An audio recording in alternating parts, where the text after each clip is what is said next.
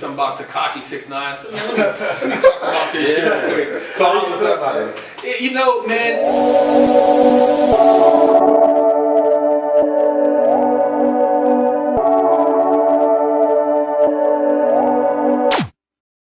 And listen up.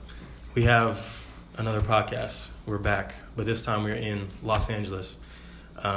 We have a new face, a very special guest, very legendary guest, the one and only BigHerc916. Let's clap it up for BigHerc. Came through. Yes, finally came through. So we're out here in Los Angeles, trying to network, video, all that stuff. You guys know what we do. But this man, I mean, if you follow us on Instagram at Notionus, he is one of our followers. We've been following him for how long? Like, we've been watching your videos for 6 months? About 6 months. 6 months? How did you find him? Yeah, we had a friend, Hitter. He was actually watching your videos and he thought they were super funny. And Yeah, no, he introduced it to us, and then ever since then, we've just been watching him. Okay. So. But I mean, thank you for being here, first of all. Yeah. Oh yeah, thanks for the invite, man. I mean, I know how I was when I was first trying to come up, so I'm like, shit, I gotta, get you guys trying to get on too, man. It's all about helping each other out. Yes. So I mean, just to get right into it, I mean, your life growing up, because you're from Sacramento, right? I'm from Sacramento, okay. And then I used to go to school in the Bay Area, so I lived in. I used to live on. You guys know where Treasure Island's at? Yep. Yeah, I used to live in Treasure Island back in the day when it was a military base. So I used to go to school in Frisco and Hunters Point. So I went to junior high school there, and then moved to Sacramento. Went to high school in Sacramento, and then moved to Huntington Beach and graduated in Huntington Beach. Okay. So how would you say that your environment shaped you as a person growing up? Well, living on a military base, you learn a lot about just respect, mannerism. You just learn a lot about it builds a lot of character about how you carry yourself around other people. Because I grew up, my family was all military, and then when I moved to Sac, I got around more of the street dudes. The ex-penitentiary dudes, the drug dealers, the hustlers. So I learned that aspect of it too. But I was a straight A student, so I can go over here and kick it with dudes in the hood, but then also I can go to school and I would get straight A's. So I had both worlds going on. Okay. Yeah. Okay. So and so we're talking about the area, but so you'd also say that the people you hung around with, they also influenced you a lot? Or? Yeah, I would say when I was in Frisco, I was in the BMX and I was skateboarding, before skateboarding got big. Yeah. We used to skate Chinatown Banks and Barcadero, right Golden West Park, we HP Dish. We used to go to all these little hot spots. And that's what I did every weekend. So I was in the skate and I wanted to be a professional skateboarder. I used to do all the tricks and stuff out there. And then I moved to Sac.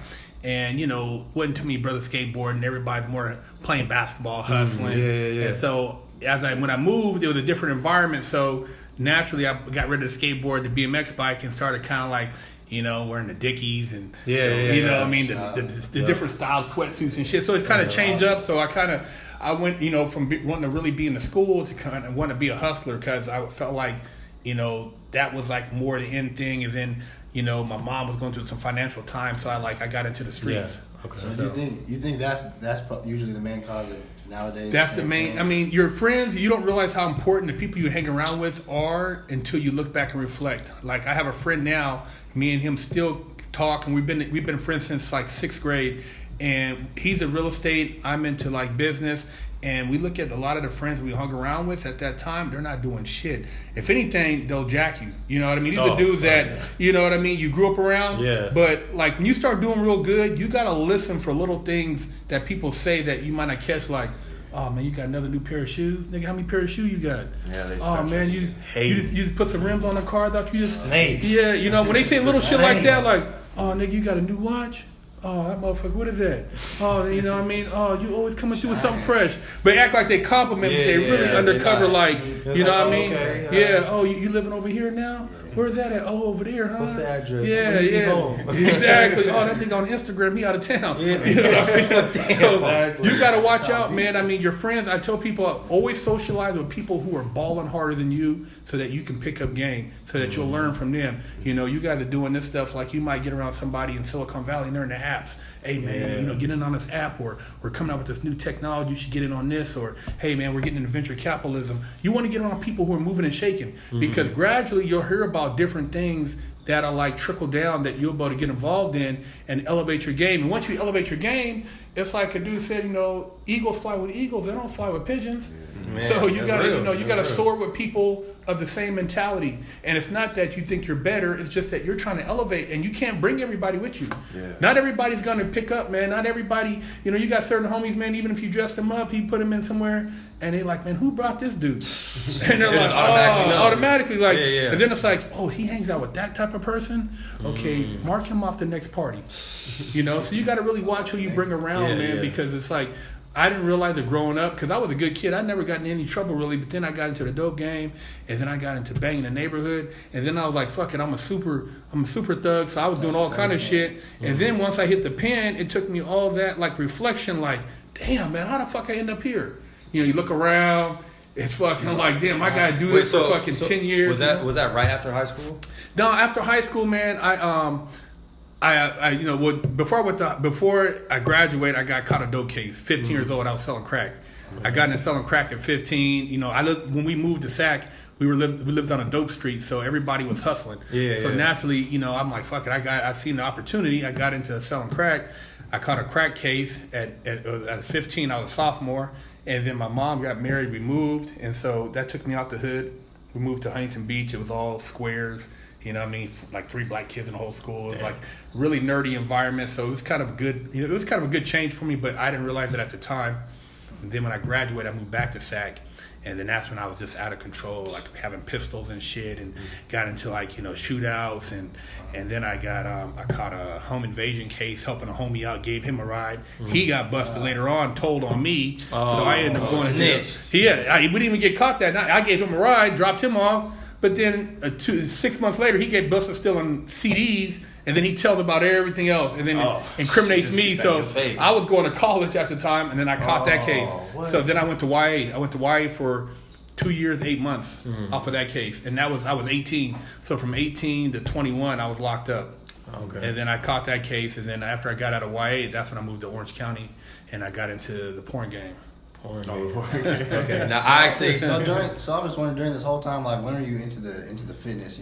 I've been working out like even before I started selling dope. When I was living in Sacramento, I always got into working out. When everybody else was smoking weed and drinking, I'd be working out. I had like the cement weights in the backyard. You got the same routine? I used to always get up and just like I'd eat like oatmeal and shit. I was always eating healthy.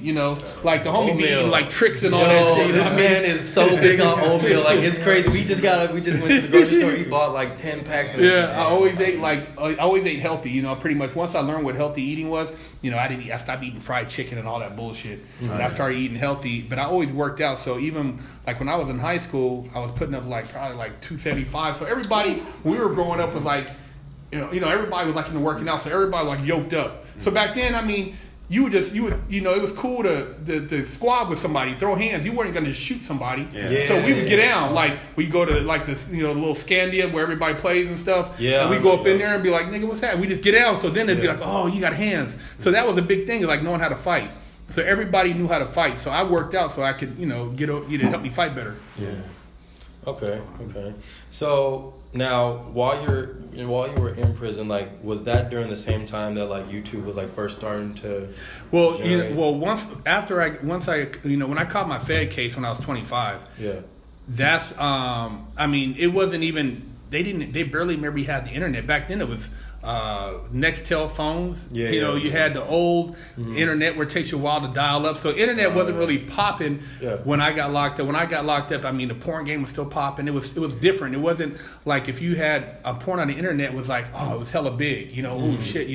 So it was still new. So they didn't have like YouTube and none of this stuff going on. So I was locked up from 2000 to 2008, the end of 2008. So when I got out, all that technology had changed. That's when they had like YouTube was out then, and then they had a lot of these other social media outlets, and MySpace was big when I got out. That was popping. So I had to learn all that stuff and kind of like figure out how I was gonna fit into this new social media, game. Was it pretty difficult to do Yeah, that? it was intimidating, man. Because when you in prison, we had access to computers, but only to look up stuff. So you didn't know how to search, or you didn't know like all the different things. And now, I mean, shit, you can get on your phone and you can do all this stuff, film videos, make movies, and make money just off your phone. And like, so getting out, that was a big transition where it's like, okay, this is new technology. How am I going to incorporate it into what I'm trying to do to survive? And, what am I going to do? Because a lot of guys get out, and they're hit. I see these guys, they get out and they're still wearing wave caps on the street and shit. They're institutionalized. They go somewhere and you're like, oh, that dude been to the pen. You know what I mean? And it's obvious, so if you can't acclimate back into society and know how to blend in and, talk to people, I mean, it's hard. So me, the whole time I was in prison, I always read a lot of stuff like Wired Magazine, Wall Street Journal. I did a lot of studying, and I never incorporated the prison life. Like you never bought into the system. Never bought into the system. I never said, "Oh man, I'm an inmate." I never kicked and tell a war story. I was always like studying, writing books. I was always doing things to kind of like get me ready, just in case I said, "Man, what if they call me on release today? What would I do?" Yeah. I was always ready. I wasn't like some dudes, man. Every day they did like this, watch BT. Every day. Motherfuckers watch BT, the same videos every day. Yeah. I'm like, damn, these niggas is not ready. But that just shows how sharp your mind was, because a lot of people, like you said, like they'll go to prison and they'll just be like, all right, well, this is my life now. Exactly. This is my life now, so I'm just gonna keep on doing the same stuff. But exactly. Like the fact that you had that hustle and you were like, nah, like, okay, I'm here, but I'm not really here. Exactly. Yeah. And I used to tell people I'm passing through, and they used to be like, oh, Big Herc, man, you just passing through here. I said, yup. None of this shit's permanent. I don't give a fuck about buffing the floors, shining the sink, and all this stuff. Some dudes that do that, man, you go back like, damn, this motherfucker got wax on their floor. Yeah. It's like, this is the government shit. You know what I mean? I'm only passing through here, so I never act like anywhere was permanent. And I knew when I got out, like my mind was ready to like automatically get into play. But he was hella smart. He knew a lot about the law. And he used to always see me going to a law library, and he said, hey man, what are you doing? I said, man, I'm trying to figure a way out of here. He said, come here. And then he gave me a bunch of information, like a bunch of books, like Black's Law Dictionary, Congressional Acts, different legal manuals. And he's like, study this stuff here, read this, read that. And I used to read this shit, man. I'm like, fuck, I would have a headache. Like, fuck, man, I got duped. I got tricked. I fucking bought into the game. I thought robbing a bank was the shit. Fuck, why'd I do it? I was fucked up, man. I should be like, why'd I do this dumbass shit, man? After you read the law, and you like, God damn, why would I do it knowing this? And this is, I could have been doing something else. So I felt like a dumbass the whole time. So he laced me up on the legal aspect. And then I met another brother. He was like doing 20 years. And he laced me up on like just being a black man, just being like, confident, just, not being a thug, and just you could be successful. And he gave me a lot of spiritual books. And he, because I never had a father figure, man. I never knew my dad, so my mom, my grandmother kind of raised me. I had a grandfather, but I never had like a really male figure to kind of take me under their wing and show me what it's like to be a man. So he gave me a lot of things as far as manly qualities. And being that he was in a pen, like he used to wear his pants up, and he used to talk proper, and I'm like, damn, this dude, he had the Testarossa back in the day, the Porsches and all this stuff. So he really gave me a confidence as a black man to get out and do something positive with myself, rather than, acclimate into these different guys who are telling war stories all day, or talking about doing the same negative shit. We always talked about business, real estate, opening up a corporation, investing. He laced me on a lot of shit like that. So those are the two biggest mentors I had in my life. That's wonderful. Yeah, and I met him in the pen. Sad, but I mean that's still real though. Yeah. So now that so fast forward to you being out. I mean, you essentially did what we're trying to do, like, out of prison. So, basically what I'm asking is, like, when you first started your channel, was it hard to grow? Was it hard to, like, find, like, an audience that, like, could stick with you? Like, how were you able to grow your audience at first? Well, like, initially, I had, like, I was thinking about doing something like this. I had like an idea, and I kind of pitched it to somebody, because I'm like, oh man, I'm gonna sell this show and make some money. Mm-hmm. And I showed them the video, and they kind of looked at it. It was all kind of ghetto, you know what I mean? The audio wasn't good.